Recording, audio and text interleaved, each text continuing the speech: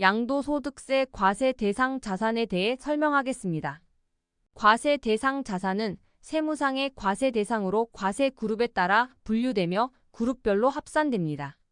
1그룹에 속하는 자산은 토지, 건물, 부동산에 관한 권리지상권 전세권을 포함, 그리고 기타 자산으로 구성됩니다.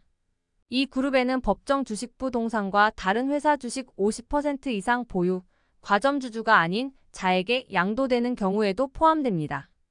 또한 80% 이상을 소유하는 골프장 등의 주식, 이축권, 골프 회원권 등 특정 시설물 이용권도 이 그룹에 속합니다. 이 그룹은 국내 상장 주식과 비상장 주식으로 이루어져 있습니다. 이 그룹에는 대주주의 양도와 장외 거래가 포함되며 자본금융 법률에 따라 중견 중소기업 비상장 주식은 제외됩니다.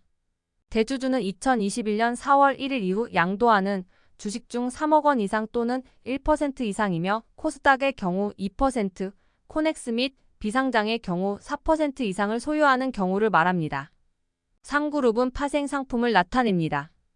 양도 자산은 자산의 등기나 등록과 관계없이 매도, 교환, 대물 변제, 법인에 대한 현물 출자 등으로 인해 자산이 유상으로 사실상 이전되는 경우를 포함합니다. 양도소득은 주로 부동산과 관련이 있으며 특정 상황에서 양도로 간주되지 않는 경우가 있습니다.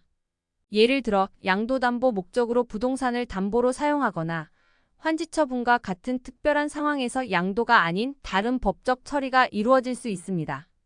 또한 법원의 확정 판결에 의한 부동산 신탁해지, 매매 계약이 무효로 판단되는 경우, 그리고 공동소유의 부동산을 단순히 소유자, 지분별로 분할하는 경우에도 양도로 처리되지 않습니다.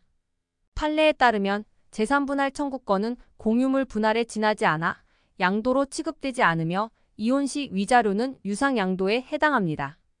또한 합의해제의 경우 조세회피 혐의가 많아 부득이한 사정이 없는 한 양도로 봅니다.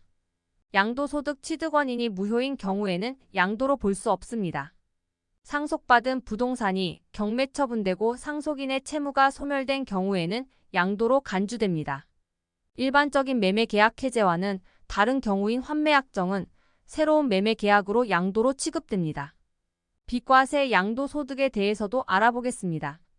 파산 선고에 따른 재산 처분, 농지의 교환 또는 분합, 그리고 1세대 1주택의 양도가 해당됩니다.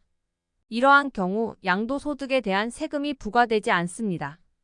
1세대 1주택 비과세 혜택에 대해 알아봅시다. 이 혜택은 양도세에서 면제되는 중요한 제도 중 하나입니다. 1세대 1주택 비과세 혜택은 주택 양도 시 양도세를 면제해주는 제도로 다음과 같은 조건이 필요합니다. 먼저 1세대는 동일한 주소에서 거주하는 가족을 의미합니다. 이 가족은 반드시 특수관계가 있어야 하며 동거인은 이 혜택에서 제외될 수 있습니다.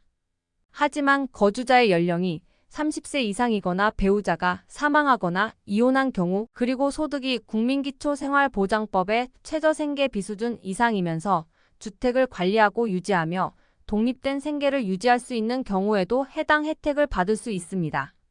이때 1주택 여부는 양도 시점을 기준으로 판단됩니다. 즉, 양도 시점에서 어떤 주택을 보유하고 있는지가 중요합니다. 또한 1세대가 2주택을 보유한 경우에 대한 특별한 규정도 있습니다. 일시적으로 2주택을 보유한 경우로 도가 3년 이내에 이루어져야 하며 상속에 의한 2주택 양도의 경우 일반 주택 양도하는 경우도 있습니다. 이때 2013년 2월 15일 이전에는 상속인 경우 주택 취득 순서와 관계없이 적용합니다. 직계존속의 동거 봉양으로 60세 이상, 배우자, 중증 산정 특례 직계존속 요건으로 하며 10년 내 양도하는 주택은 비과세될 수 있습니다. 혼인으로 인한 일시적 2주택은 양도가 5년 이내에 이루어져야 합니다. 지정문화재, 수도권 외 주택 중 취약, 근무 등의 사유로 거주가 어려운 경우, 요양이 필요한 경우, 등부득이한 사유로 인한 경우는 해당 사유로부터 해소된 날부터 3년 이내에 양도해야 합니다. 농어촌주택을 보유하는 경우도 비과세가 가능하며 임대사업자 거주주택 특례로 거주주택을 2년 이상 보유하고 임대주택 등록 조건을 지켜야 하는 경우 비과세에 해당될 수 있습니다.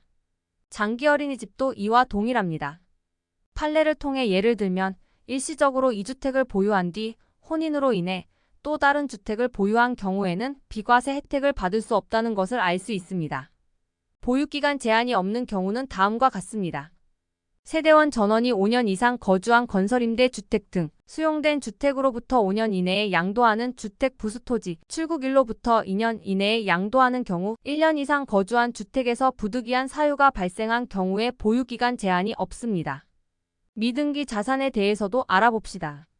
미등기 자산의 경우 필요경 비계산 공제로 인해 과세된 금액의 0.3%를 공제하고 비과세 및 감면 장특 기본 공제를 적용 배제하며 세율은 70%로 적용됩니다.